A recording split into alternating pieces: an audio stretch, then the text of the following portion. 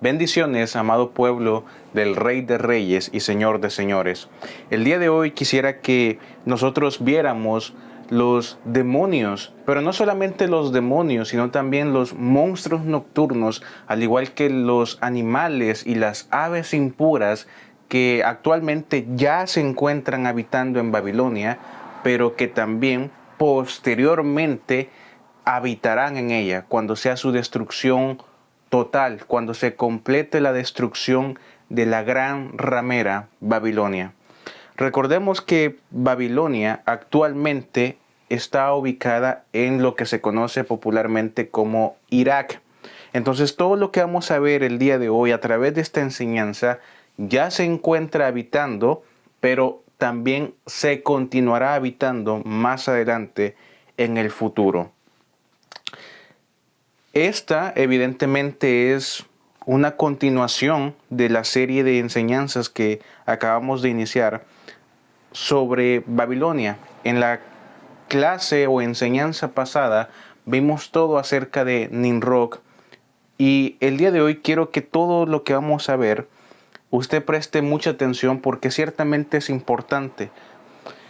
Usted dirá, hermano, ¿cuáles demonios o espíritus corruptos o monstruos, cuáles animales son los que van a habitar sobre Babilonia? Bueno, si nosotros vamos a Apocalipsis capítulo 18, verso 2, nos da un breve indicio de lo que realmente habita y habitará. ¿Ok? Por favor, acompáñeme. Apocalipsis capítulo 18, verso 2, menciona lo siguiente: y exclamó con potente voz, diciendo, ha caído la gran Babilonia, se ha convertido en cueva de espíritus malignos, en albergue de todo espíritu inmundo, en guarida de toda ave inmunda y detestable, y en madriguera de toda bestia salvaje, inmunda y aborrecible. Hasta ahí. Como nosotros nos damos cuenta, el apóstol Juan, inspirado por el Ruach HaKodesh, por el Santo Espíritu de Yahweh, nos está revelando lo que habitará sobre Babilonia. Vuelvo y repito, actualmente ya se encuentran habitando muchos demonios, muchos de los animales impuros que estamos a punto de ver, pero continuarán habitando en ella cuando Babilonia caiga. El misterio sobre Babilonia, la gran ciudad que cae, es para la siguiente enseñanza. Muy bien, quiero que veamos los espíritus malignos, los monstruos nocturnos y demonios que habitarán en Babilonia, según revela Isaías y Jeremías. Cabe aclarar, antes de que comencemos a escudriñar este misterio, que las Biblias, las escrituras que estoy a punto de utilizar, son Biblias o escrituras ajenas o distintas a la versión de la Reina Valera de 1960. Eso lo comento porque muy probablemente si usted que me escucha está utilizando una Reina Valera de 1960, pues evidentemente van a haber unas palabras que no van a estar en su Biblia, en su escritura. Habiendo dicho eso, prosigamos. Isaías y Jeremías son dos profetas que realmente Yahweh los utilizó grandemente y nos revelan lo que ciertamente está habitando y continuará habitando, en Babilonia. Acompáñeme por favor a Isaías capítulo 13, versículos 19 al 22. Isaías capítulo 13, versículos 19 al 22.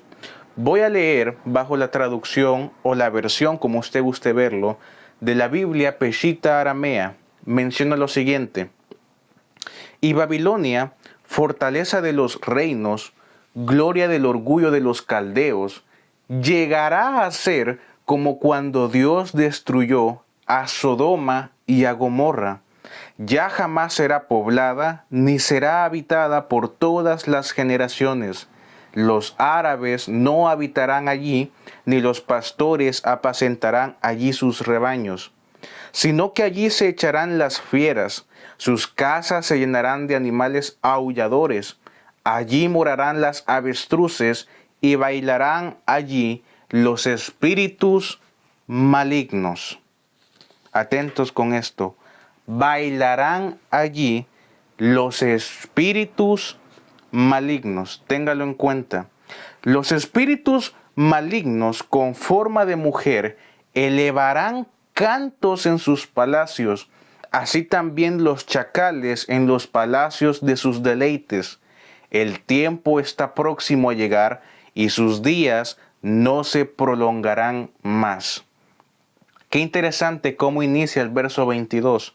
Los espíritus malignos con forma de mujer. Eso es algo muy, pero muy profundo. Continuamos con el mismo pasaje de Isaías capítulo 13, versículos 19 al 22, pero en esta ocasión vamos a utilizar tanto la Biblia del Oso o la revisión del año 1569 y la Biblia Jubileo 2000 mencionan lo siguiente. Y Babilonia, hermosura de reinos y ornamento de la grandeza de los caldeos, será como Sodoma y Gomorra, a las que trastornó Dios. Nunca más será habitada, ni se morará en ella de generación en generación. Ni hincará allí tienda el árabe, ni pastores tendrán allí majada. Mas dormirán allí bestias fieras, y sus casas se llenarán de hurones. Allí habitarán hijos del búho, y allí saltarán sátiros. Atentos con esto, saltarán sátiros. Y en sus palacios gritarán gatos cervales, y dragones en sus casas de deleite. Y abocado está a venir su tiempo, y sus días no se alargarán. Qué interesante esto. Muy bien, como acabamos de observar, en estos pasajes, bajo estas tres versiones, bajo la Peshitta aramea, bajo la Biblia del Oso y la Biblia Jubileo 2000, se nos habla de espíritus malignos y monstruos nocturnos, además de que Babilonia será fuertemente pervertida hasta el punto de llegar a ser como Sodoma y Gomorra, porque es lo que acabamos de ver. En el verso 19 de estos pasajes dice que llegará a ser como Sodoma y Gomorra a las que trastornó Dios. Si regresamos a esta frase que menciona el verso 19 en la Biblia Peshitta aramea, recordemos que dice, bailarán allí los espíritus malignos. Qué interesante, ¿no? Un espíritu maligno sabemos perfectamente que es un demonio, evidentemente. Es un espíritu sobrenatural de naturaleza mala, perversa, inicua o impía. Un demonio o espíritu maligno es superior a los espíritus corruptos. Recordemos que en la clase pasada vimos a la luz de la Escritura que un espíritu corrupto es semejante a un demonio, muy parecido, pero no lo es. Se podría decir que son casi como primos de los demonios, pero de menor rango o de menor nivel. La Escritura nos revela que Babilonia estará habitada por muchos demonios y se nos dice que estos mismos bailarán. La palabra bailar que nosotros vemos en esta versión proviene del hebreo rakak, que significa bailar, danzar, saltar con gran gozo, de manera frenética, bailar alegremente. Todos estos demonios estarán alegres, contentos de habitar en la gran ramera, tanto así que danzarán, se regocijarán el uno con el otro, saltarán frenéticamente y de manera ferviente.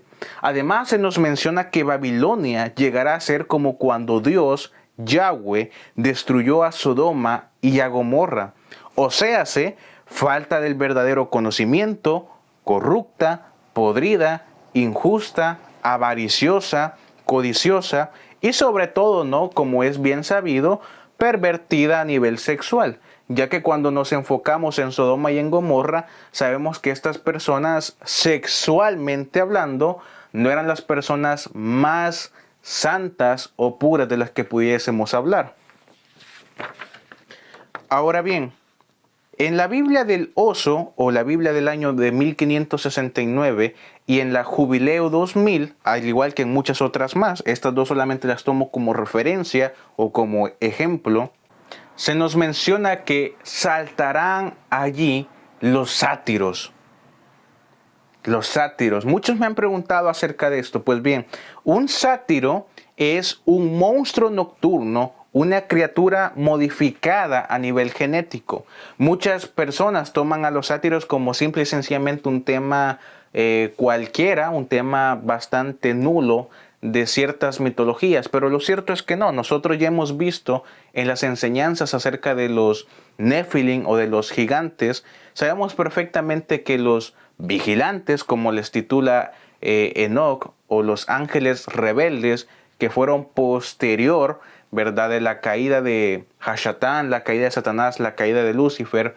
Estos ángeles rebeldes hicieron todo tipo de mezclas genéticas utilizando humanos junto con animales. Un sátiro básicamente se podría decir que es la mezcla genética entre un hombre desde la cabeza hasta la cintura, y de la cintura para abajo es básicamente un cabro. Un macho cabrío, como vulgarmente se le suelen llamar. Eso es un sátiro. Una criatura modificada a nivel genético. Esta y otras criaturas genéticamente malignas y malditas, evidentemente, como ya comenté, surgieron de las mezclas genéticas que llevaron a cabo los ángeles rebeldes, vigilantes, como los titula Enoch. Estas criaturas o estos monstruos nocturnos, según los términos bíblicos correctos, actúan en altas horas de la noche. La naturaleza de estas criaturas es salvaje, lasciviosa, lujuriosa y perversa. Existieron, en cuestión de los sátiros, existieron antes y después del diluvio. Es decir, los sátiros se dividen en dos etapas, antediluviana y postdiluviana. Los griegos y los romanos fueron de los pueblos que más hablaron o comentaron acerca de los sátiros. Incluso en la actualidad han habido avistamientos de estos monstruos o de estas criaturas mezcladas a nivel genético. Jacob, Isaías y Jeremías nos hablaron sobre ellos. El comportamiento de los sátiros es similar al que tienen los incubos y sucubos dentro de la mitología japonesa. Un incubo, tanto los incubos o los sucubos en la mitología japonesa, muchos los describen como espíritus perversos, otros los describen como monstruos nocturnos. Básicamente, un incubo se podría decir que es ya sea un espíritu corrupto, un espíritu perverso o un monstruo nocturno que actúa en altas horas de la noche en cuestión relacionado a las mujeres. Generalmente un incubo, pues aunque suene horrible lo que estoy a punto de decir, pero un incubo generalmente suele masturbar e incluso violar a mujeres en altas horas de la noche, sobre todo a mujeres vírgenes. Una sucubo es básicamente lo mismo, pero en versión mujer. En este caso, las sucubos actúan de igual forma en altas horas de la noche, masturbando y violando a hombres, sobre todo a hombres vírgenes. Han habido muchos testimonios alrededor del mundo, no solamente por los japoneses creyentes, sino también por otras personas que pertenecen a otro tipo de lengua, otro tipo de cultura, otro tipo de ideología, que han afirmado que han sentido que algo se les ha subido en altas horas de la noche, en la madrugada, y ha tenido coito con ellas, han abusado sexualmente de estas personas. No es sorpresa la inmoralidad y perversión sexual que habitó y habitará en Babilonia, puesto que este reino, como bien sabemos, fue fundado por un Nahashín. Se infiltró el genoma del Nahash desde Nimrod, desde Cus, desde Can. Por ello, Yahweh utiliza simbólicamente a la cabra, como lo veremos más adelante, para dar un mensaje acerca de Babilonia. Estas versiones nos comentan que Dios, Yahweh, el Abacadosh, el Padre Santo, trastornará a Babilonia, así como trastornó a Sodoma y a Gomorra. Es decir, invertirá el orden de las cosas en Babilonia, los inquietará, les perturbará el sentido, los colocará en gran confusión y enredo, más de como ya lo hizo en el pasado. Se nos habla también de que en Babilonia habitará la muy famosa Lilith, la supuesta primer mujer de Adán. Esto también es algo que ya desmentimos en esta familia de Exponiendo la Palabra. Pueden encontrar la enseñanza aquí en este canal. Se nos habla también de que en Babilonia, aunque usted le pueda resultar sorpresa, habitará también una comunidad de Nahashín. Nahashines puros, podríamos decirlo de alguna forma, espíritus malignos con forma de mujer y una criatura mezclada, bueno, varias criaturas mezcladas genéticamente. Quiero que sigamos escudriñando, quiero que sigamos indagando en este misterio. Acompáñeme por favor al pasaje de Isaías capítulo 34, versículos 14 y 15. Isaías capítulo 34, verso 14 y verso 15. De igual manera, este pasaje lo voy a estar leyendo en versiones ajenas a la Reina Valera de 1960. Así que no se preocupe si quizás hay una palabra que no aparece en su escritura. Muy bien, Isaías capítulo 34, verso 14 y 15. Voy a comenzar a leer estos pasajes en la versión de la Biblia Kadosh israelita y menciona lo siguiente: gatos salvajes y hienas se reunirán allí, los chivos gritarán el uno al otro. Lilith, el monstruo nocturno, acechará allí y encontrará para sí un lugar de descanso. Allí anidará el búho, pondrá sus huevos, sacará y juntará sus pichones bajo su sombra. Allí se reunirán los buitres, cada uno con su compañera. Perfecto. Ya se ha hablado en este ministerio anteriormente sobre Lilith, la supuesta primera mujer de Adán. Evidentemente no es así. Lilith no fue en ningún momento la mujer de Adán. Ahora bien, en esta y muchas otras versiones la apodan como monstruo nocturno. Un monstruo nocturno es diferente a un espíritu maligno, es decir, a un demonio, evidentemente muy distinto a un ángel caído. Este muy probablemente sea un código para decirnos que este monstruo nocturno es una criatura mezclada genéticamente que hicieron los ángeles rebeldes luego de involucrarse sexualmente con las mujeres cainitas que para peor desgracia portaban el genoma del Nahash, y de donde nacen los gigantes o los varones de renombre, como también los llama la escritura.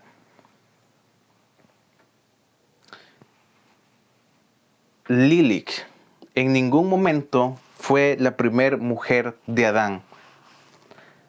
En la Biblia hebraica Stuttgartensia, en el mismo pasaje evidentemente, menciona lo siguiente: allí se dan citas llenas y chacales, y los sátiros llaman a sus compañeros para que allí venga a descansar Lilith, y halle para sí el lugar de su reposo.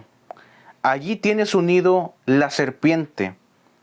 Pone, incuba y empolla sus huevos. Allí se juntan los buitres, cada uno con su compañera. Quiero que hagamos aquí una pequeña pausa. En esta Biblia hebraica Stuttgartensia, cuando se menciona a Lilith, la misma Biblia te da un comentario y dice: Lilith, espectro de la noche femenino que habita en desiertos, lugares desolados y entre las ruinas.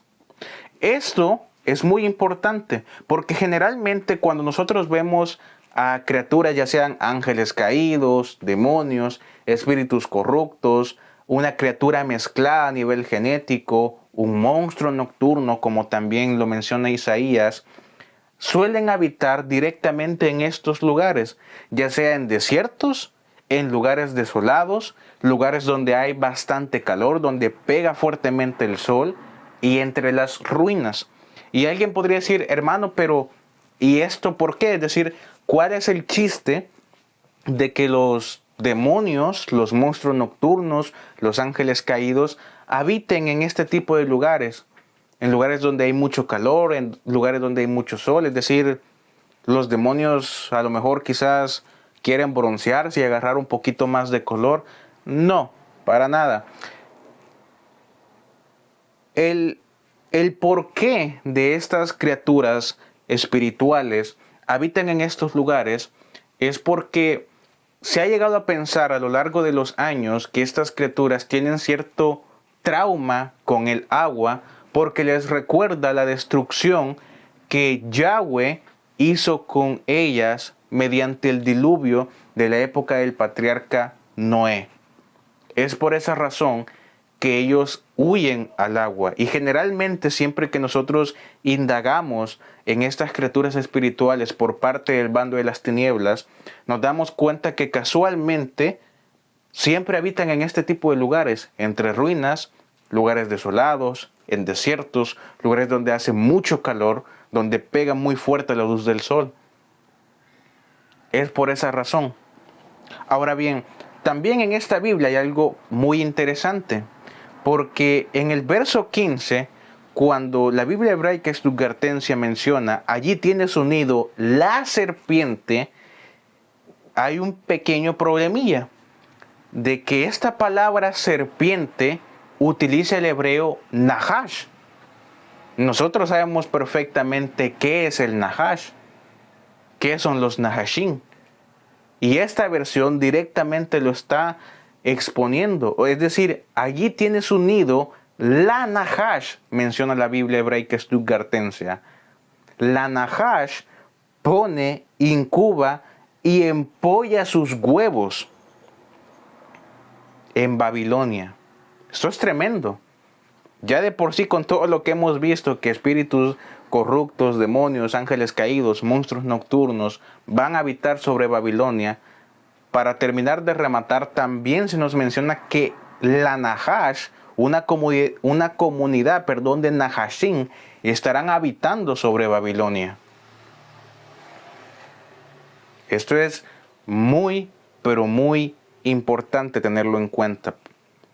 El mismo pasaje de Isaías capítulo 34, versos 14 y 15, en la versión de la Biblia Peshitta aramea, menciona lo siguiente: en ella se atacarán los espíritus, y el espíritu maligno gritará a su compañero.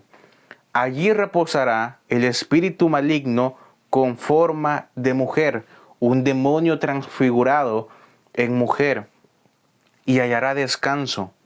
Allí ha anidado la lechuza, se ha apartado y ha hecho cueva, y se ha guarecido bajo su sombra. También allí se han reunido los buitres, el uno con el otro. Muy interesante. Ahora, vamos a leer otros pasajes también que nos hablan de espíritus malignos, de demonios con forma de mujer. Isaías capítulo 13, verso 22. Isaías capítulo 13, verso 22. Leo bajo la versión de la Biblia Peshitta aramea. De hecho, de aquí en adelante va a ser bajo la versión de la Peshitta aramea. Dice lo siguiente: los espíritus malignos con forma de mujer, es decir, demonios transfigurados en semejanza de mujer, elevarán cantos en sus palacios, así también los chacales en los palacios de sus deleites. El tiempo está próximo a llegar y sus días no se prolongarán más. Una pequeña pausa. No sé si ustedes notaron algo, que aquí el término ya no es singular, sino que es plural. En todo lo que hemos visto hasta este momento se nos menciona que el espíritu singular, uno solo, el espíritu maligno con forma de mujer habitará sobre Babilonia. Pero que aquí nos dice espíritus, o sea, ya es plural. Pueden ser 2, 3, 5, 20, 50, miles. No sabemos el número correcto porque no se nos revela. Pero es algo de tenerlo muy en cuenta, los espíritus malignos. Jeremías capítulo 50, verso 39 menciona lo siguiente: por lo cual habitará en ella el espíritu maligno con forma de mujer. Morarán también en ella las avestruces. Jamás será habitada ni poblada por todas las generaciones. Wow. Ahora bien, en la Biblia del Oso, o la Biblia de la Revisión del año 1569, y en la Reina Valera, versión 1909, en los pasajes de Isaías, capítulo 34, verso 14 y 15, no aparece ni espíritu corrupto, ni demonio, ni espíritu maligno, ni Lilith. En estas dos versiones aparece la palabra lamia. Ahora bien, la lamia es proveniente de la mitología griega y es una criatura monstruosa verdaderamente de mujer. Muchos dicen que la lamia es una criatura que de cabeza hasta la cintura es mujer, pero de la cintura para abajo tiene forma de serpiente.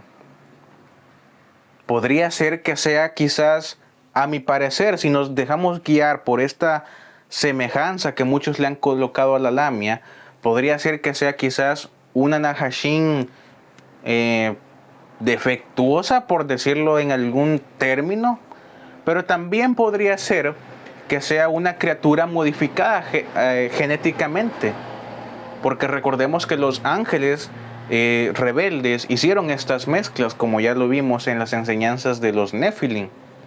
Mezclaron muchas veces a la humanidad con muchos animales.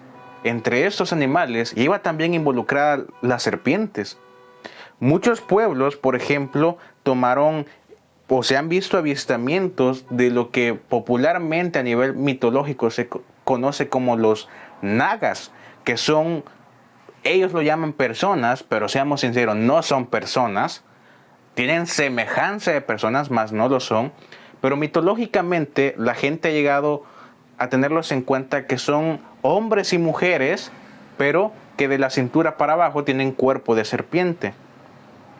Para otros, la lamia es una mujer altamente hermosa y seductora, pero con cuerpo de dragón. Es decir,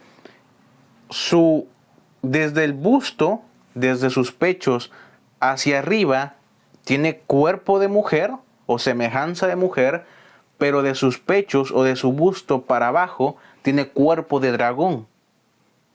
Por lo que vemos, en Babilonia habitan animales que estamos a punto de ver con una simbología abominable.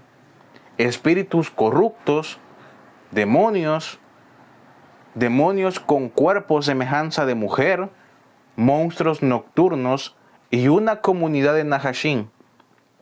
Ciertamente es algo muy desastroso, es algo que evidentemente causa asco a cualquier persona. No podemos decir que es algo bueno realmente. Y bien, ahora sí, quiero que veamos los animales que habitan ya en Babilonia, pero que continuarán habitándola. Dejando a un lado este tema ya de los demonios, monstruos nocturnos y espíritus corruptos, mezclas genéticas que habitan y habitarán en Babilonia, según menciona Juan en el texto de Apocalipsis. Muy bien. Retrocediendo nuevamente a Apocalipsis capítulo 18, verso 2, vemos que parte de este verso dice que Babilonia se ha convertido en cueva de espíritus malignos, en albergue de todo espíritu inmundo, y la parte final del verso menciona que en guarida de toda ave inmunda y detestable, y en madriguera de toda bestia salvaje, inmunda y aborrecible. Qué tremendo, ¿no?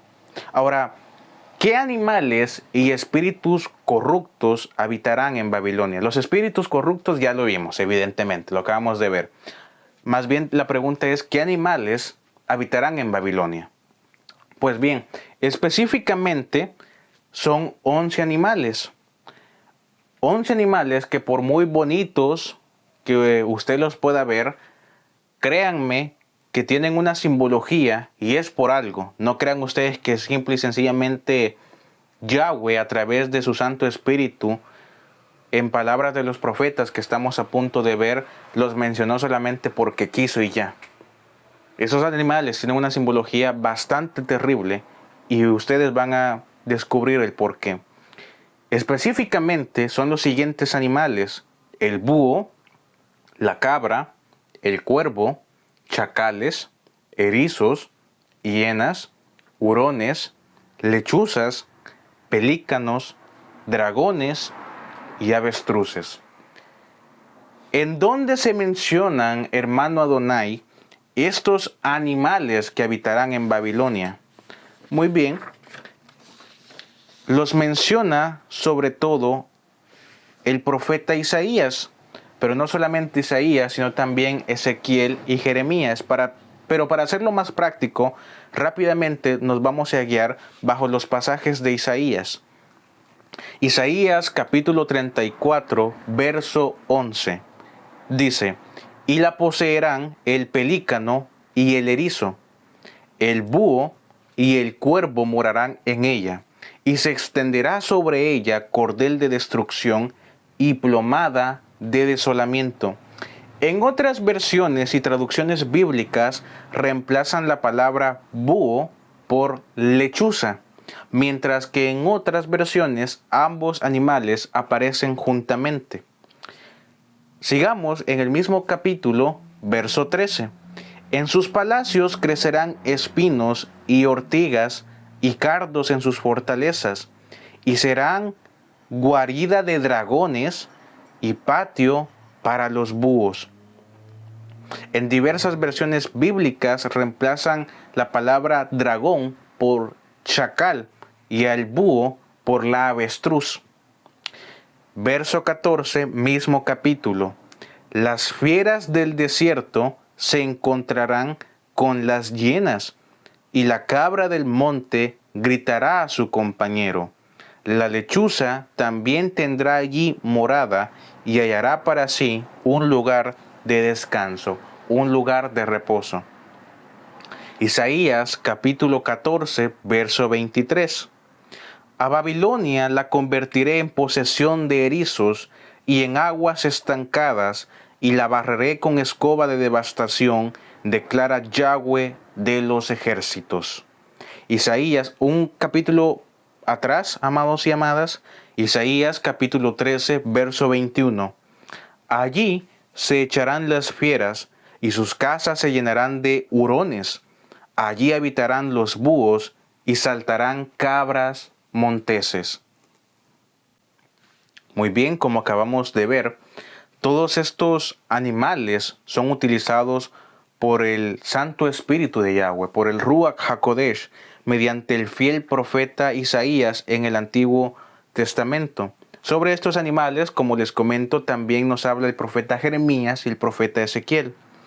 Quiero que usted me acompañe a profundizar en estos animales, en su simbología, que estarán habitando en Babilonia, en Babel, en Bac-el. Recuérdenlo, Bac-el, la entrada, la puerta, la ventana de los dioses, de los ángeles caídos. Cada uno de estos animales está utilizado de manera perfecta a nivel simbólico por parte del Señor viviente y majestuoso. Ninguno de estos animales está plasmado en la escritura simple y sencillamente porque al profeta Isaías, Jeremías y Ezequiel se les dio la gana. Si estos animales están mostrando simbólicamente el estado de Babilonia, es por una razón y muy pero muy importante.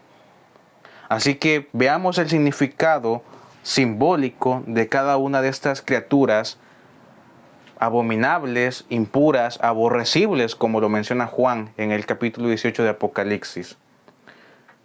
Número 1, el búho. ¿Ok? El búho. La concordancia Strong describe que la palabra búho es traducida al español de dos voces hebreas. La primera voz hebrea, kos, que habla de una taza, un recipiente que es como la cavidad de los ojos redondos del búho. La segunda voz hebrea, kipos, que significa saltar hacia adelante, como una flecha o animal rapaz que se lanza sobre su presa. Ambas palabras describen características de esta ave. El búho, que se utilizaba simbólicamente por reyes y profetas hebreos del Antiguo Testamento, es un búho que prefiere los lugares desolados, los lugares solitarios y secos. Esta clase de búhos emiten un ulular lastimero por las noches cuando buscan su alimento, el cual generalmente consiste de insectos pequeños, pequeños mamíferos, ratas, lagartijas y otros pequeños reptiles. A causa de esta dieta, tanto en el libro de Levítico y en Deuteronomio, es la razón principal por la que lo consideran un animal inmundo, abominable, aborrecible para comer. Específicamente vemos esto en el libro de Levítico capítulo 11, versículos 13 al 17, y en el libro de Deuteronomio capítulo 14, versículos 12 al 16. El rey David habla sobre dicho búho en el Salmo 102, cuando menciona: soy como el búho de las soledades, una especie de búho que abunda frecuentemente en los desiertos de la tierra de Israel. Muchas veces los hebreos lo apodaban como un búho llorón, ya que habitualmente visitaba los cementerios. Atentos con esto. Este búho llorón, este búho solitario, solía visitar los cementerios. En la simbología antigua, al ser el búho siniestro noctámbulo y debido a su lúgubre grito, se le consideraba que eran en las sombras mensajeros de funestos presagios. Por lo tanto, consideraban a los búhos como aves de desgracia, de mal agüero, de escarmiento. El búho, entre el pueblo romano y el pueblo griego, fue una de las aves de más mala fama debido a su grito, a su ulular. El poeta romano Publio Ovidio Nasón estigmatizó a este animal como un ave precursora de acontecimientos desgraciados. Al búho, por ciertas características de su naturaleza, además de la dieta que suele llevar habitualmente, se le relaciona directamente con aquellos que se entregan al ocultismo, a la cartomancia, a la quiromancia, a la brujería, a hechicerías y toda clase de rituales satánicos. La razón de esta identificación era que si Hashatán, es decir, Satanás, Lucifer, Yahweh lo reprenda grandemente, es el príncipe de las tinieblas. Si Hashatán es el príncipe de las tinieblas, era natural que lo representaran por esta ave de la noche. Por ejemplo, en los primeros siglos del cristianismo, no sé si ustedes sabían, existía un amuleto gnóstico. Este amuleto gnóstico, lo característico sobre este amuleto era que tenía grabado la figura de un búho simbolizando las fuerzas del mal. Los cristianos de dicha época tenían una manera de exorcismo, el cual decía de la siguiente manera: te ha vencido el león de la tribu de Judá, el vástago de David, el brazo de Dios te ha atado, oh ave nocturna, para que nunca puedas llegar al alma ni a dominar sobre ella. Por lo que el búho, al relacionarlo con Babilonia, evidentemente, está representando los gritos, las desgracias que vendrán para la gran ramera, la frialdad, la soledad, el lloro amargo que dará al ver los cementerios y observar que todo su linaje podrido ha sido exterminado por el glorioso anciano de días. El búho simbólicamente está representando que así como el ave que se mantiene activa durante la noche, así Babel también lo llegará a ser, al llevar a cabo toda clase de porquerías de rituales que hacían en tiempos de Nimrod y posterior a este mismo. Esa es la razón por la cual el búho es utilizado simbólicamente por el Espíritu de Yahweh para decirnos a nosotros, su amado rebaño, su amado pueblo, lo que viene para Babilonia. Entonces, no están estos animales, estos 11 animales, no crean ustedes que están solamente por estar en la Escritura. Prosigamos con el segundo animal, la cabra. Las cabras tienen su hábitat en las montañas donde se encuentran los sitios más salvajes y solitarios. De una de las 5 especies que hay de las cabras salvajes procede la muy famosa cabra doméstica. Este tipo de cabras se creen que se domaron hace 7.000 años aproximadamente o incluso antes. Las cabras miden aproximadamente 1.3 metros de longitud, incluyendo la cabeza y el cuerpo.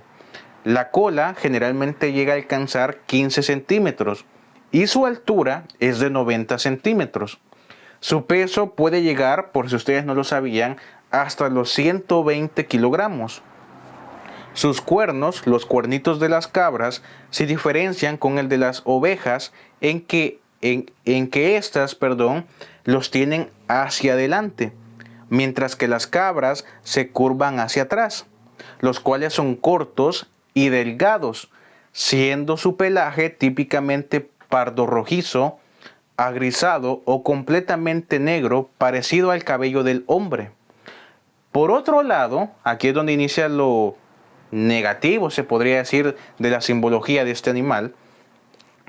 Las cabras tenían entre las culturas precristianas mucha forma negativa, sobre todo en la mitología griega. La cabra blanca Amaltea la vieron como la nodriza de Zeus, Satanás, el dios supremo, y su cuerno se convirtió en el cuerno de la abundancia, que daba a todos los hombres todo tipo de cosas preciosas.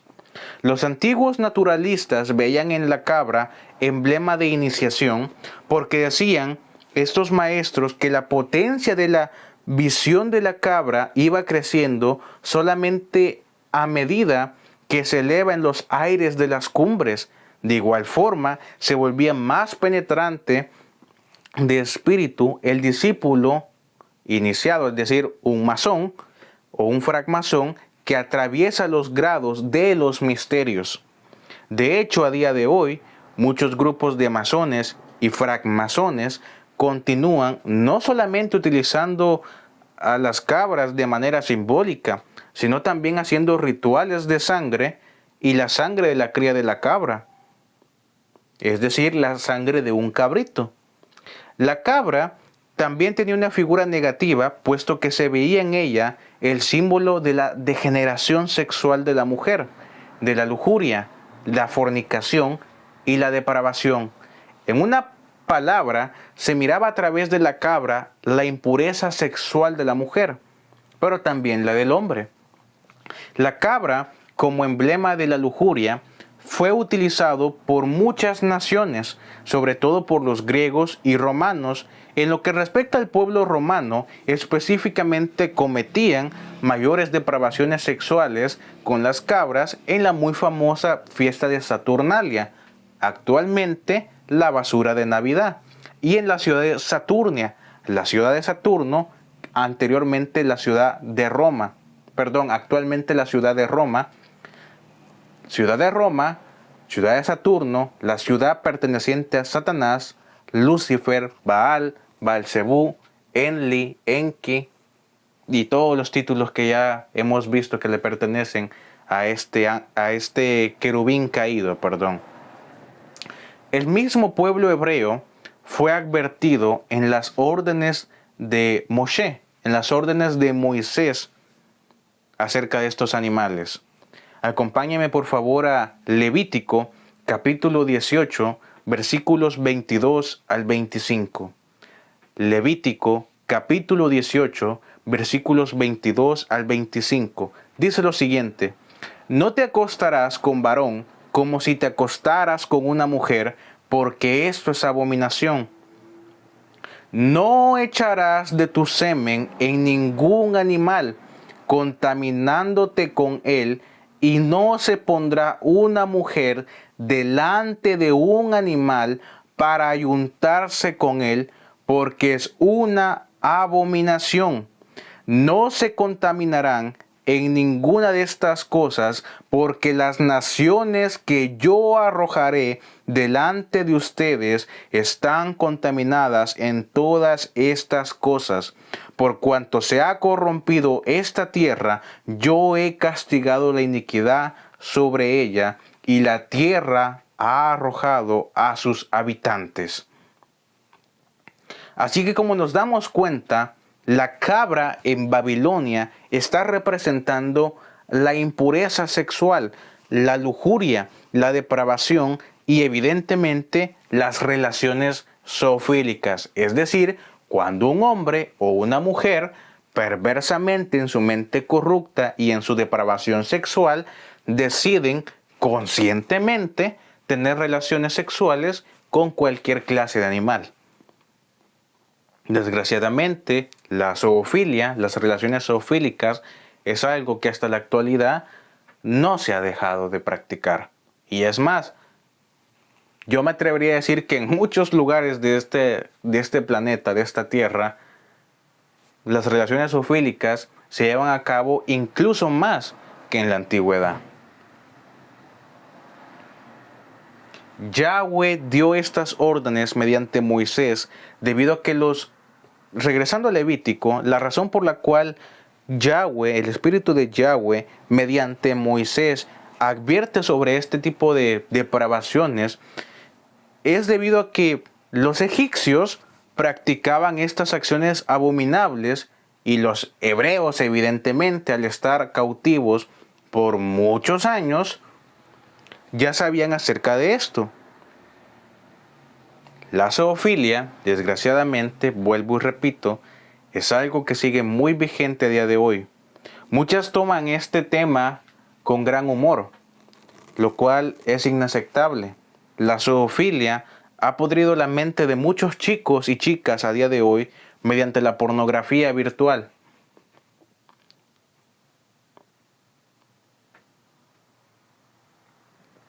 No es un tema para tomar en risa, no es un tema como para tenerlo de humor. Con todo respeto, lo digo así sinceramente, tendríamos que ser bastante tontos, bastante brutos de la mente, como para tomar algo tan degenerado como la relación sexual entre un hombre o una mujer con un animal, como si fuera algo a tomar en broma. La zoofilia ha destruido la mente de muchos chicos y chicas mediante la pornografía. Y sobre todo, si ustedes recuerdan perfectamente, ya se habló en una enseñanza antigua que se titula Si uno puede llevar la genética de Caín. Sabemos perfectamente que la zoofilia es una clara advertencia de que dicho individuo puede llegar a portar el genoma del Nahash. Entonces no es algo para tomar en broma, amados y amadas. Veamos otro animal, el animal número 3, el cuervo. Perfecto.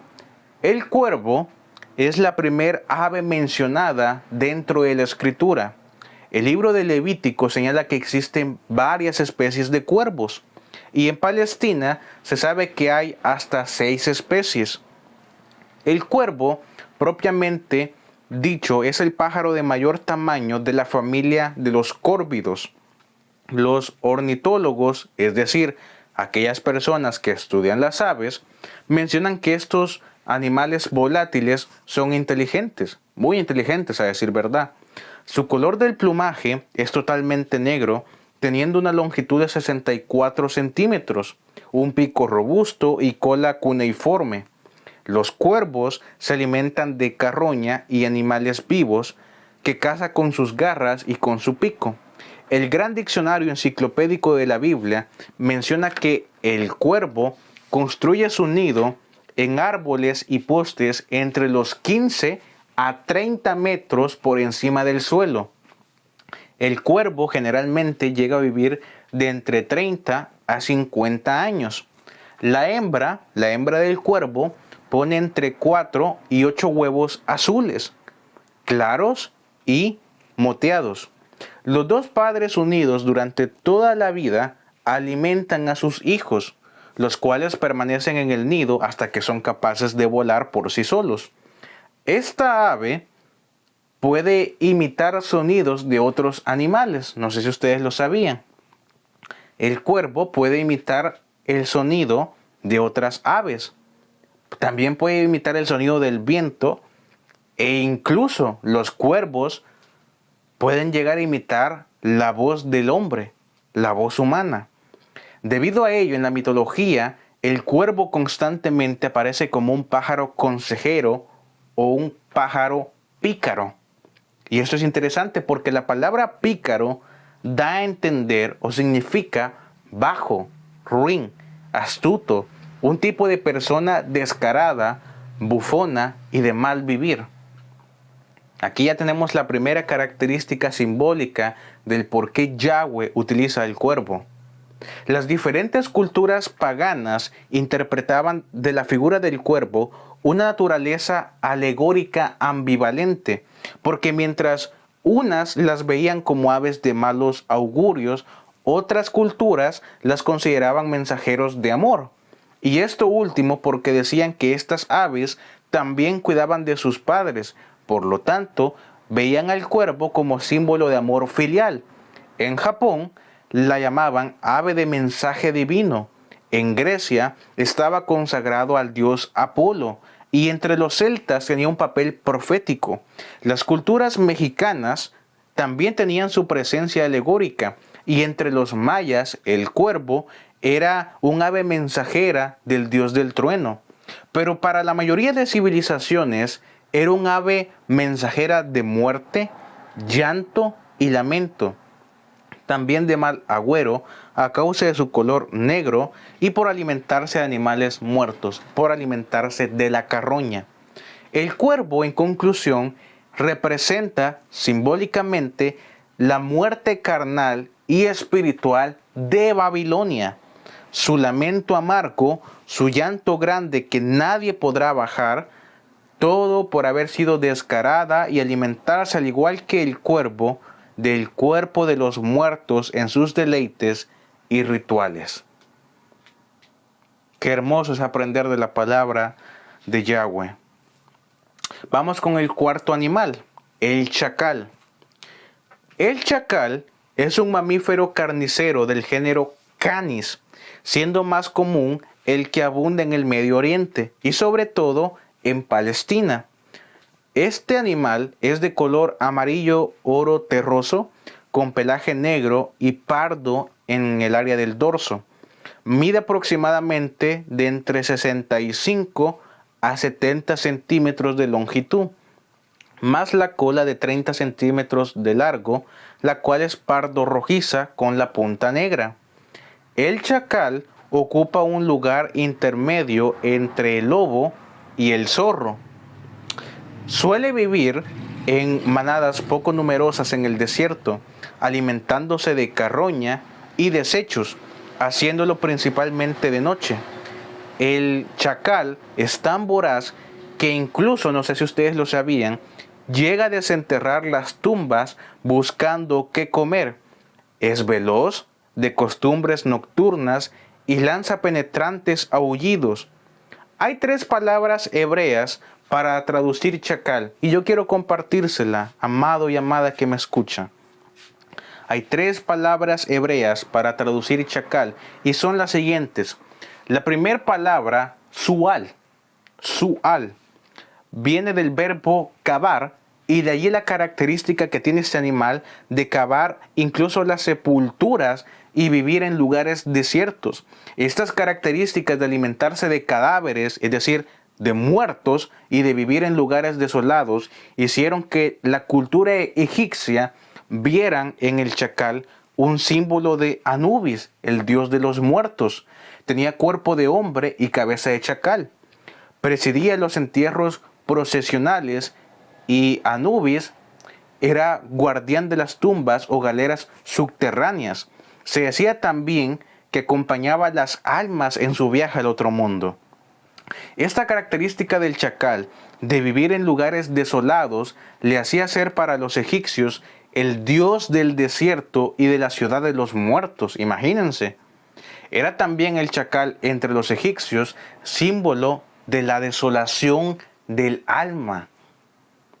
La segunda palabra para chacal es iyín. Esta palabra tiene relación con ulular, aullar.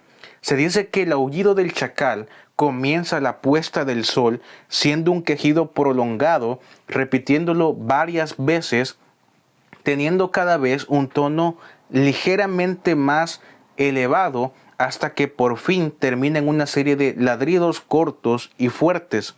El aullido del chacal es el lamento del alma cuando se siente abandonado por Yahweh.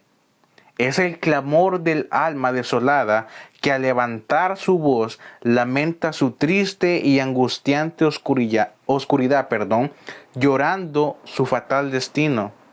El patriarca Job simboliza esto. Usted puede ver sobre esto en Job capítulo 30, versículos 27 al 29. La tercera palabra, tan. Esta palabra tan se desprende de la palabra tanán, que significa alargarse al correr, ser ligero, rápido, veloz. Por lo tanto, el chacal en Babilonia está simbolizando el reinado de la muerte, la desolación, la sequedad. Está representando la rapidez que tenía Babilonia para desenterrar las tumbas de sus seres queridos y de edificarlos, porque Babilonia, valga la redundancia, al tener todo esquematizado por Nimrod y Baal, tenían esta costumbre de edificar a los muertos, hacerlos dioses. De hecho, Semiramis, la esposa adúltera, la esposa fornicaria de Nimrod, deidificó a Nimrod. Yo no sé si ustedes sabían que Nimrod es el dios sol. Y todo esto viene a causa de Baal, de Babel. Desde el inicio de la fundación de Babel, tienen esta costumbre de deidificar a los muertos, hacerlos deidades. El chacal está siendo una clara simbología de las costumbres nocturnas que tenía Babilonia, en donde participaban de muchas iniquidades, como es evidente. La riqueza y exclamación de Babilonia fue y será transformada en los últimos días en aridez. Antes gobernaba Babilonia con gran alegría e iniquidad, mas ahora solamente gobierna entre tumbas y escasez. Prosigamos con el quinto animal, el erizo. El erizo es un mamífero roedor que habita lugares desérticos. Este nombre se traduce de la palabra hebrea kipok, que significa enrollarse, envolver. Este animalito, yo no sé si ustedes sabían, se utiliza como una señal clara de juicio punzante y adolorido mediante sus espinas, y no solamente se utiliza como símbolo de juicio para Babilonia, sino también para Idumea o Edom. Eso ustedes lo pueden ver en el capítulo 34 de Isaías, específicamente en el verso 11. Pero el erizo, este animalito pequeño, cualquiera podría pensar que es un animal tierno porque tiene la apariencia, pero la simbología es algo muy distinto. Este animalito también está utilizado simbólicamente para Nínive. Esto usted lo puede ver en el libro de Sofonías, capítulo 2, específicamente en el verso 14. El erizo. Este animalito es notable, evidentemente, por su revestimiento de púas, teniendo el cuerpo recogido, grueso y corto, el hocico prolongado en forma de trompo encorvado hacia adelante, teniendo la boca hundida. Sus orejas son anchas y de ojos negros pequeños. Alcanzan una longitud máxima de 26 centímetros, con una cola de 5 centímetros. Lo máximo que puede llegar a pesar un erizo es 1 kilo. El dorso y la parte superior de la cabeza aparecen cubiertas de púas puntiagudas de casi 2 centímetros de longitud. El erizo suele adoptar una forma esférica como medida de defensa. Suele alimentarse generalmente de caracoles, babosas, insectos, gusanos, ratones y en ocasiones también de alimentos vegetales. Ahora bien, a pesar de la tierna apariencia del erizo, este animalito suele molestar a las serpientes para que lo ataquen. Y es tan inteligente que en el momento del ataque, es decir, cuando la serpiente se le lanza al erizo, el erizo adopta su forma de esfera, su forma de bola, y claramente la serpiente se hiere debido a todas las púas que cubren el cuerpo del animal. Esto lo hace varias veces, las veces necesarias, hasta que la serpiente está muy debilitada y herida, y posteriormente el erizo mata a la serpiente y evidentemente se da tremendo festín con su carne. Así que ya saben, hermanos, la próxima vez que vean un erizo con una serpiente, comiencen a calentar tortillas y se las avientan para que se avienten unos buenos tacos. Este roedor ocupaba un lugar eminente en la mitología de los antiguos iraníes y en otras culturas del Asia Central. Entre los buriatos, un pueblo mongólico de Siberia, lo consideraban el inventor del fuego. Qué extraño, ¿no? Al erizo lo consideraban, según los buriatos, el inventor del fuego, pues pensaban que por la quemazón provocada por sus espinas es sin duda el origen de este simbolismo ígneo, solar y por ello civilizador. En Egipto, a causa de su aspecto de púas puntiagudas con las cuales se defiende eficazmente, los egipcios tomaron esta forma del erizo para reflejarse en el terreno mitológico e identificarse con él. Pensaban que al tomar este aspecto, los fallecidos se podían defender de los genios del mal, o sea, los demonios que quisieran acosarlos en el más allá. La naturaleza del erizo habla del juicio divino que hay en los lugares desolados en donde habitualmente suelen haber demonios, espíritus corruptos, ángeles caídos, monstruos nocturnos.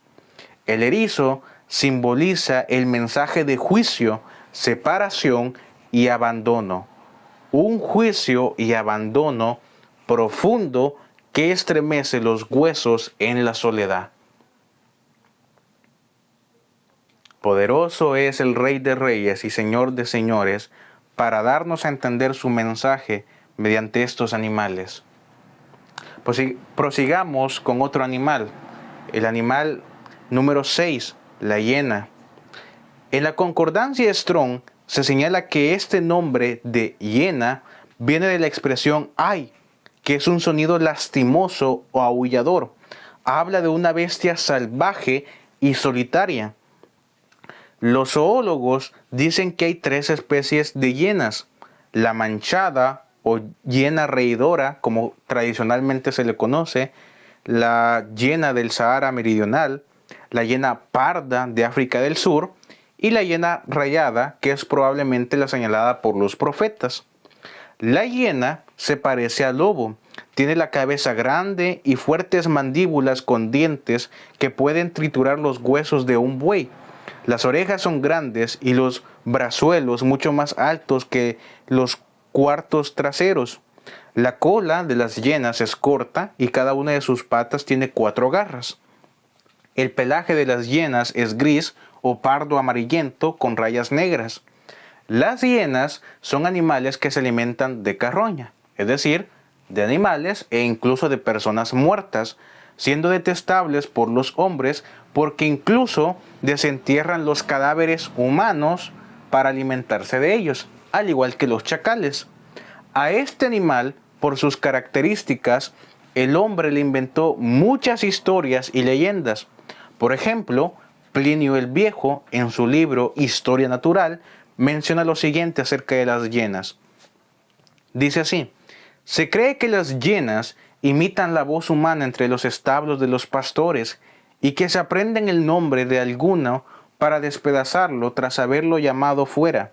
Se dice que los ojos de estos animales tienen 1000 variedades y cambios de color, que además, al contacto con su sombra, los perros quedan mudos y que por ciertas artes mágicas, todo animal que rodea 3 veces se queda inmóvil en su sitio. En el caso de los africanos, para ellos tenía un significado ambivalente, ya que su voracidad por el olfato les hablaba de las facultades de la adivinación y por la potencia de sus mandíbulas, el de la destrucción. Para ellos, para el pueblo africano, las hienas representan una alegoría porque simboliza el conocimiento y el saber, solo que a pesar de estas facultades de asimilación, queda como un animal puramente terreno y mortal, cuya sabiduría exclusivamente material se convierte en pesadez, grosería e inseguridad frente a la verdadera sabiduría, el conocimiento trascendental del león, puesto que el león para el pueblo africano simboliza la sabiduría, la calma y la serenidad. En síntesis, para los Bambara, que viven al norte del río Níger, las hienas representan una etapa iniciática en el camino del conocimiento real, pero profano, y que no debe intentar rivalizar con el verdadero saber divino de Dios, simbolizado también como un león. La risa o voz o aullido de la hiena es símbolo de voracidad, llanto, gemir y desamparo. Simbólicamente, la hiena llega a representar que así como Babilonia se rió burlonamente de todos los hebreos que llevó cautivos, de los que exterminó y de los creyentes que torturó, así también Yahweh se estará riendo, se burlará de la destrucción, de la miseria, el llanto y el desamparo en el que pondrá a Babilonia. Esto es tremendo. Ya de por sí el hecho de que lo castiguen es algo terrible. Ahora imagínate que te castigue Yahweh y que a la misma vez se esté burlando de ti. Es una gran vergüenza realmente. Nadie de los que están aquí presentes escuchando esta enseñanza quiere esto para sí mismo. El animal número 7, el hurón. El hurón es un mamífero carnívoro de ágiles y vivos movimientos, de cuerpo alargado y flexible. Su pelaje es un blanco amarillento y sus ojos son de color rosado, pero su color habitual es un tono pardo. Aproximadamente mide entre 35 a 40 centímetros y la cola del animal unos 13 centímetros. El hurón es un cazador diestro que siembra el terror entre los conejos del campo, a quienes no les vale esconderse en sus madrigueras, ya que el hurón penetra en las madrigueras mismas y los persigue de forma implacable, además de que el hurón sabe deslizarse perfectamente por los lugares más angostos.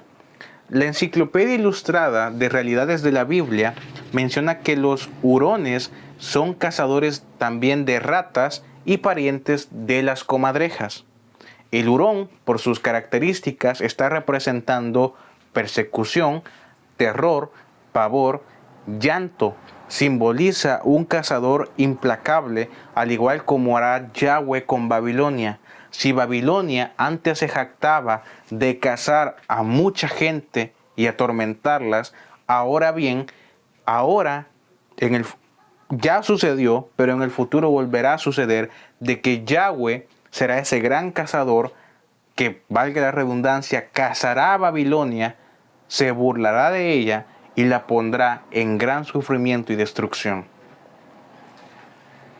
Eso es lo que está representando este animal en simbología de Babilonia.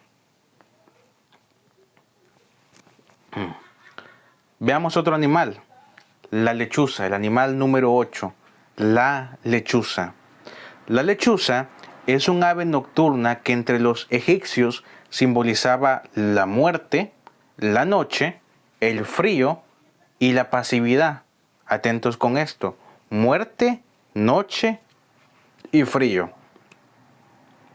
Se dice que actualmente las lechuzas habitan en los desiertos de Judea y del Negev, en donde se encuentran todos los sitios escarpados y barroncos donde hay agua. La lechuza pertenece al orden de las aves rapaces. Su tamaño es de aproximadamente 50 centímetros de punta a punta de cola, a punta de ala, de color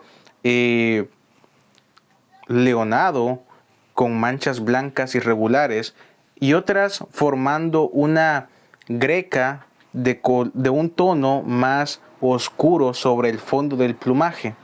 La parte inferior es más clara, casi blanca, dos grandes discos negros alrededor de sus ojos. Estos mismos son muy grandes, de color amarillo azufre y dirigidos hacia adelante. El pico de esta ave no es muy grande, a decir verdad, y suele ser de color amarillo verdoso y con las aberturas de la nariz grandes y ovales. Cuando la lechuza vuela, lanza un graznido estridente y muy desagradable. Es por eso que también la lechuza es una clara simbología, o llegan a representarlas como las brujas. Su alimentación es esencialmente carnívora. Se alimenta de pequeños mamíferos como murciélagos, musarañas, ratones. Se dice que un solo par de lechuzas son capaces de eliminar más de 2.000 ratones al año en áreas relativamente pequeñas. La lechuza es un ave combatiente, extremadamente cruel, ya que tanto en aves como ratones pequeños suele meter sus garras apuntando al estómago o garganta del animal para que sufra un sangrado interno. Por si fuera poco, cuando la presa de este animal, cuando la presa de la lechuza es pequeña, la lechuza suele atacar directamente a los ojos de la presa, estando esta viva. Evidentemente el dolor que han de sentir sus presas pues no es poco, evidentemente. Entre los griegos, la lechuza era el emblema de Atenea, la diosa de la sabiduría. En escritos antiguos la describían como la diosa de la guerra. En esta misma cultura, la lechuza iba directamente relacionada a la luna. Su adoración, al igual que en otras culturas, la lechuza era el animal simbólico de las brujas cuando se transfiguraban, mayormente conocido en México como nahuales. Es decir, estas personas que tienen el poder mágico, que realmente de mágico no tienen nada, nada más es un poder satánico proveniente de las tinieblas, por el cual pueden llegar a transfigurarse, adoptar un estado, una forma totalmente ajena, un estado físico corpóreo ajeno al original de ellos mismos. Por eso es que a lo largo del mundo han habido muchos avistamientos, muchas historias de hombres o mujeres que se convierten en hienas, que en sapos, que en changos, que en lechuzas, que en perros, que en gallinas, que en cerdo, porque, pues bueno, a lo que se dedican, Hashatán les provee esa habilidad de poder transfigurarse. Y eso es algo muy presente hasta el día de hoy. Los aztecas tenían un simbolismo negativo en la lechuza, ya que para ellos, para los aztecas, la lechuza era símbolo del dios de los infiernos, la lluvia, las tempestades, la noche e incluso apodaron a la lechuza como guardián de la casa oscura de la tierra. O sea, los aztecas miraban a la lechuza como un claro símbolo de Satanás, el guardián de los infiernos, el guardián de la casa oscura que está debajo de la tierra, el señor de la lluvia, de las tempestades, casi muy similar al príncipe de las potestades del aire que menciona Pablo. Toda esta simbología maléfica que se le ha dado a la lechuza viene a causa de Semiramis, la esposa de Nimrod, o Nemrod, como también lo traducen en otras lenguas. Cuando Nimrod muere, es deidificado bajo el sol, lo que ya les comenté, es decir, el dios sol, y animalmente como un leopardo. Esto ya lo vimos también en la clase pasada. Cuando Semiramis murió, fue deidificada bajo la luna, la diosa de la luna, y animalmente bajo la lechuza. Es por eso que cuando nosotros vemos a la figura de Lilith, generalmente suele aparecer Lilith como un monstruo con los pechos al descubierto, grandes garras, tanto en las manos como en los pies, y al lado de Lilith o bien aparecen dos búhos o bien dos lechuzas. Todo esto emigró hacia Egipto, desgraciadamente, y no es de extrañar, puesto que recordemos que el padre fundador a raíz de la Santa Escritura es Misraim, proveniente del linaje de Can, en otras palabras, otro Nahashim más. Otro, pues yo creo que la palabra persona ni siquiera se les debe de aplicar porque no son personas. Alguien que porta el genoma del Nahash no es una persona. Realmente es alguien que lleva un ADN totalmente distinto al que el Padre Eterno decidió colocar en los seres humanos. La adoración hacia el sol y la luna no es nada nuevo, a decir verdad. Muchos, sin darse cuenta, están teniendo en aprecio al sol y la luna, es decir, a Nimrod y Semiramis, bajo los siguientes adornos inofensivos, como muchos le llaman, y peor aún, bajo tatuajes incluso que se hacen de estos adornos, entre comillas. Más adelante, en enseñanzas futuras, se expondrá toda la pudrición espiritual que salió de Babel y que por desgracia sigue vigente a día de hoy. Entonces, esta es la simbología de la lechuza. Prosigamos con otro animal, el animal número 9, el pelícano. Veamos al pelícano. Esta ave era más común encontrarla en las costas del sur de Siria, Palestina, las riberas del Nilo y los lagos egipcios de aguas someras. En el libro de Levítico, esta ave, el pelícano, fue plasmada como un ave impura. El pelícano es una de las aves más grandes que existen, pues mide entre 1 metro a 1.5 metros de largo. Son blancos con un ligero tono de color salmón, su cuello es largo, la cabeza pequeña, siendo sus plumas duras y están bien puestas. La característica más particular o peculiar de los pelícanos es su enorme pico, cuya parte superior es lisa, mientras que la parte inferior le cuelga una bolsa que al dilatarse alcanza grandes proporciones. El semblante de estas aves es sombrío y austero. El pelícano está simbolizando una soledad constante, melancolía, tristeza e impureza. Eso es lo que está representando el pelícano en Babilonia. Prosigamos con el próximo animal, el animal número 10, el dragón. Muy interesante esto. Dragón. La palabra dragón proviene de la palabra hebrea tanín y de la palabra griega dracón. Es una criatura poderosa, un gran reptil o serpiente con patas, en algunos casos con alas. Es un símbolo de una gran criatura destructora, asoladora y llena de furia. De acuerdo a lo que se menciona en el Salmo 148, verso 7, el dragón es una criatura, una bestia, un monstruo llamado a adorar a Yahweh. Fíjense esto, el dragón, antes de la caída, antes del pecado, es una criatura destinada o llamada a adorar a Yahweh, a pesar de su temible aspecto. Estos dragones que habitarán en Babilonia son criaturas que simbolizan la destrucción, la crueldad, el temor que infundirá en Babilonia, la furia asoladora con que Yahweh castigará a la gran ramera. Muy bien, prosigamos con el último animal, el animal número 11, la avestruz. Entre las aves de la Biblia está una de las más grandes. Se dice que es una especie de eslabón entre las criaturas aladas y los cuadrúpedos, puesto que los persas, los árabes y los griegos llamaban al avestruz como pájaro camello. Es un ave corredora y ocasionalmente se encuentra en los desiertos del sudeste de Palestina.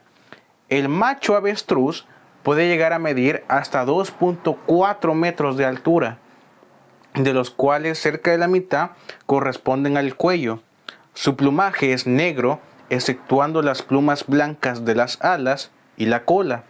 Las hembras del avestruz, que en ocasiones son de 3 a 5, depositan 6 a 8 huevos, los cuales cada uno de ellos tienen 15 centímetros de alto. O sea, son huevos enormes, pesando poco más de 1 kilo.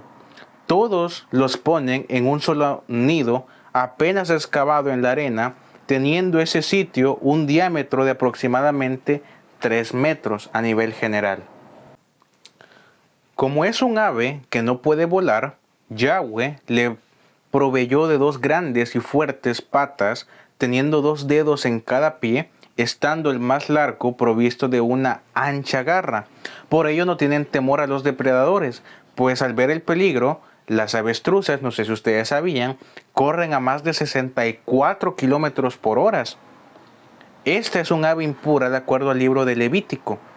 La naturaleza del avestruz denota pereza, hipocresía y crueldad. Estas 3 palabras reflejan su manera de ser con sus huevos y sus crías.